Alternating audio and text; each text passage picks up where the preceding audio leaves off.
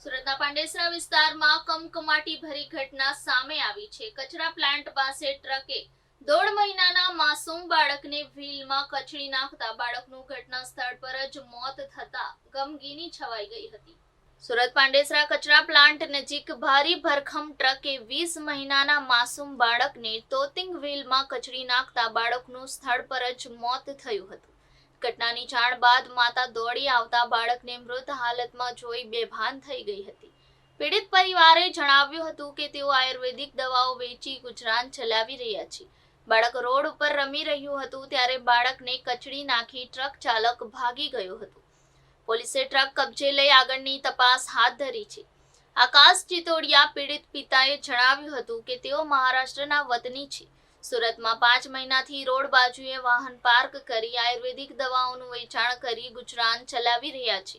ઘટના સોમવાર સાંજની છે। નાનો 20 મહિનાનો પુત્ર રમતા રમતા રોડ ઉપર ચાલ્યો ગયો હતો। ત્યાં એક ટ્રકે માસૂમ અશ્વિનને કચડી નાખતા સ્થળ પર જ તેનું મોત નીપજ્યું હતું। ઘટના બાદ ટ્રકનો ચાલક ભાગી ગયો હતો। જોકે પોલીસે દોડી આવતા ટ્રક કબજે લઈ આગળની તપાસ હાથ ધરી છે। વધુમાં જણાવ્યું હતું કે તેમને 2 સંતાન છે। ઘટના સમયે તેઓ બહાર કામ માટે ગયા હતા। પત્ની પાર્ક વાહનમાં કામ કરી રહી હતી। એ દરમિયાન ઘટના બની હતી। પોલીસે હાલ ગુનો નોંધી ફરાર ટ્રક ચાલકની શોધખોળ હાથ ધરી છે। ટ્રક બાંધકામ સાઇટ પર હતું। પોલીસે હાલ ગુનો નોંધી ફરાર ટ્રક ચાલકની શોધખોળ હાથ ધરી છે। ટ્રક બાંધકામ સાઇટ ઉપર સામાન લઈ જવાની હેરાફેરીમાં વપરાતું હોય એમ કહી શકાય છે।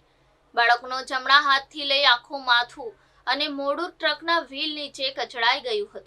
હાલ પોલીસ તપાસ ચાલી રહી છે।